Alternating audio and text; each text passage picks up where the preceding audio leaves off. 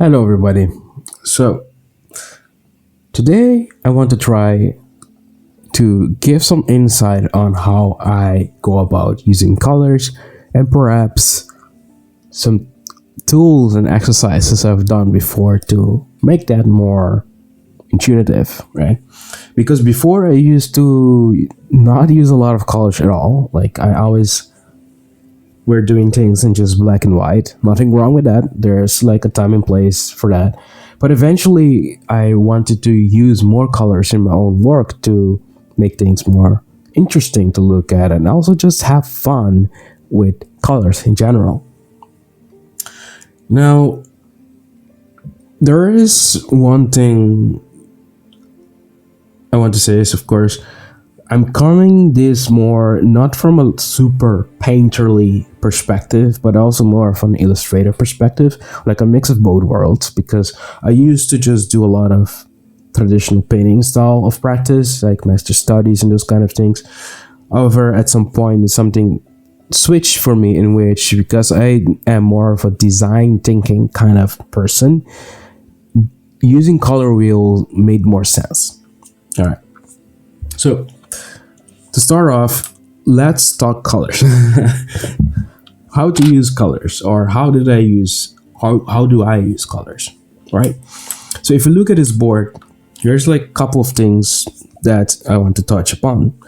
The first one being the color wheel, right? The color wheel is one of those tools I've started using so often in the beginning that it just made color make sense for me, because it makes this process simple for choosing a specific color, for allowing you to find what color works with each other to create the final product or the final visuals. Like in this case, there's like primary colors, which is your good old red, yellow, and blue, right? And then from these colors, you can have the complementary colors. For example, if you chose yellow, you have like the opposite of that, which is like this purplish color, right? Or if you choose orange, it will be like this blue. So to kind of prove the point that these two work together, let's say we just pick this blue, like just off from this color wheel, even though there is like the inbuilt software tool, I'm gonna use this brush here, right? Wait, I think I might be in a mask. Yeah. So let's say we use this orange and we use this blue, right? Now we try to blend these two together. You see, you can immediately see that these two color kind of works together, right? And with the blending, it gives me other variation color, like more of a purple color, like which is what you're seeing here. And maybe from the purple, I can create even different color palette, But yeah, this is one way that you can really quickly find colors that can work well together. Like if you use this toxic green, and go with this purple, you can find, you might need to blend it, of course, because the green is too saturated. Like you will then maybe try to go more over here for the green to make it less saturated, like even less, I think. Yeah, that's much better. But yeah, this is the first tool I will use. You now have it inbuilt with any software you come in. Like it's just like this piece of tool here, and usually then I just like play around with colors by like, okay, let's say if we go this color here, and let's say since I already know more of the theory, more of the things, I just let go with these two colors, and then I just play around with. And just draw a quick shape, right? Now I paint with the other color and make it more saturated. And from there, you can just also make this brighter so we can actually see a difference. There we go. Yeah, and this is like how I will then find colors that can work together with a different color. Now the second method is doing studies, breaking down other people's work, or doing, like even from photography. Like in this case, we have these four different artists. This is Victor Mosquera, right? Victor Mosquera, Zhao Mingwu, Marco Bucci, and Russell Abrahams. Each one of them has a different approach of doing colors, as you can see here, right? Like both Victor and Russell is more graphical, more design-oriented kind of thinker, while Zhao Ming and Marco is like more painterly approach, right? What makes these painting works is the colors can just sing together. Like if you look at the color wheel right now, and if you just go over Marco's work, you can see the colors is just dancing, and that's one thing I try to keep in mind every time when I paint now, and this concept I specifically learned from Marco, in which he talked about colors is like music, in which the more saturated it is, the higher the volume the music will be, and the less saturated the color is, the less volume the music will have. So to depict this well, let's look at the example here. Like when you have more saturated color, you kind of feel like, oh, like the music or something is happening, like, hey, this is like where things are happening. However, if you start putting in like saturation, or less saturated color, you can see where your eye goes. Like where your eye goes is usually like the areas that's just like super saturated, and you can notice this as well. Let's say if I do now paint this background just slightly darker, real quick.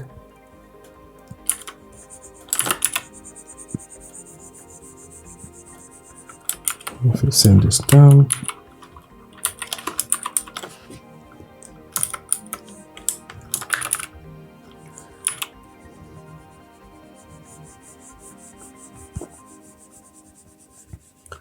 right, and then we slightly do.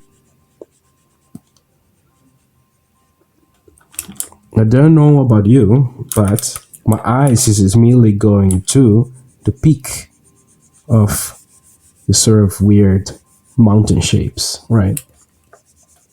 And that's what I mean, or that's what we mean at least when it comes to saturated color, that your eyes will go to the saturated area.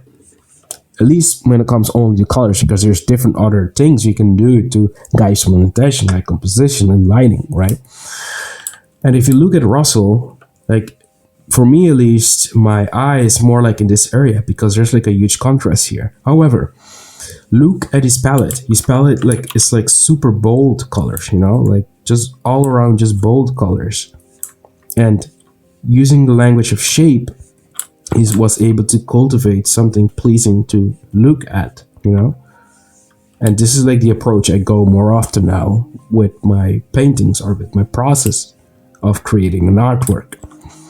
And if you look at Zhao Mingwu, it's similar as Marco Bucci, his painting is dancing between almost tuned down saturated color, non-saturated colors, and then when it goes more to the peak areas, you can see it becomes even more saturated, like where the things makes your attentions go directly to.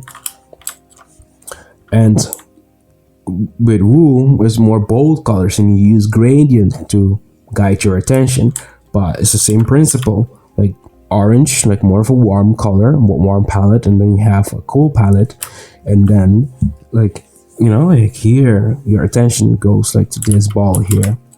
And yeah, so this is like a master study. Like I will just pick an image apart and and try to depict what I'm seeing from the image and what I want to get out of it. Like in this case, if I were studying this image, I will squint my eyes and then try to see, like, I just see like a line here, right? And that's it, like just 3 lines, right? And then I will see, okay, which color are these 3 lines? In this case, they're like kind of like orangey-ish, orange, lesser orangey-ish, brownish, and so on and so forth. And the other part is theory. From theory, I start understanding what do we have of when it comes to warm and cool colors, you know. Let me quickly grab an image.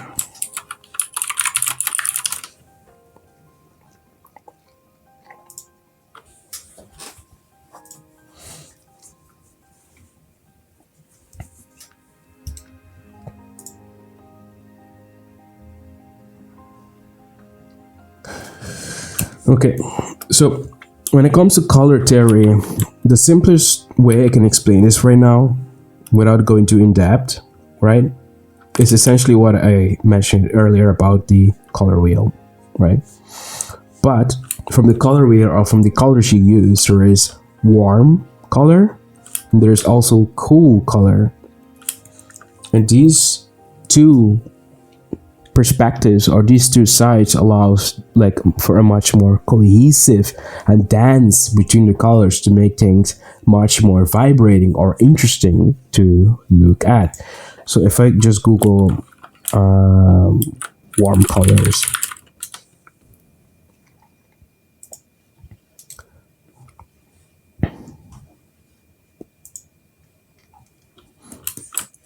and if you look then at your color palette, right, the way you can know that there is warm and cool palette is basically, let me just pick a different image real quick so you can see it better here. But this is pretty much, once you understand like these two sides of things, you know, like the warm side and the cool side, I think that's where things will start making more sense on combining colors or making it look cohesively well, or maybe even just playing only with blue, you know, like say, because that in by itself can also look quite pleasing. So if I quickly do a quick drawing real quick,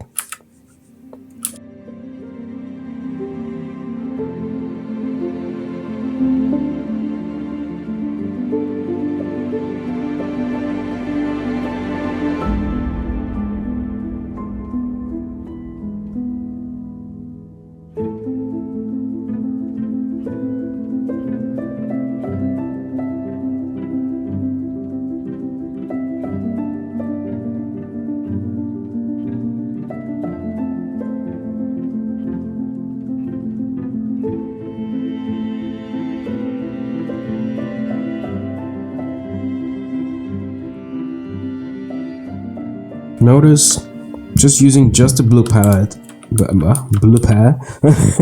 just using just the blue palette, you know, you already just have a painting. So this is called a monotone. So when you just use one singular palette from a single color, it's a monotone.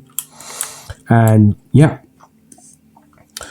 the last thing I want to show is, of course, in my own illustration, how did I go about using color, or what's my process like.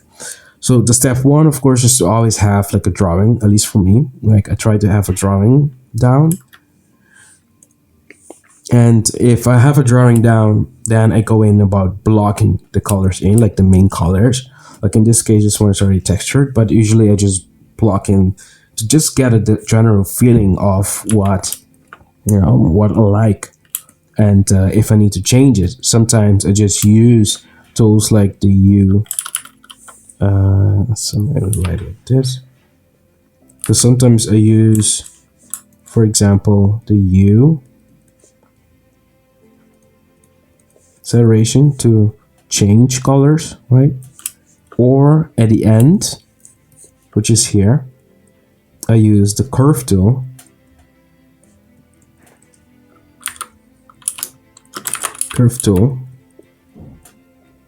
to change the colors.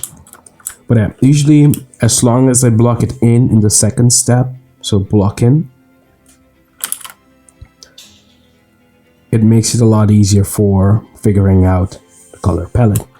And this more or less is currently my process of trying to, you know, to give an insight on how I go about like understanding and playing with colors. And yeah, I hope this is helpful. And if you have any other questions, please share in the comment section below, and I will try to get back as fast as possible. With that said, Thank you for watching, and just I'll see you guys next time. Bye bye.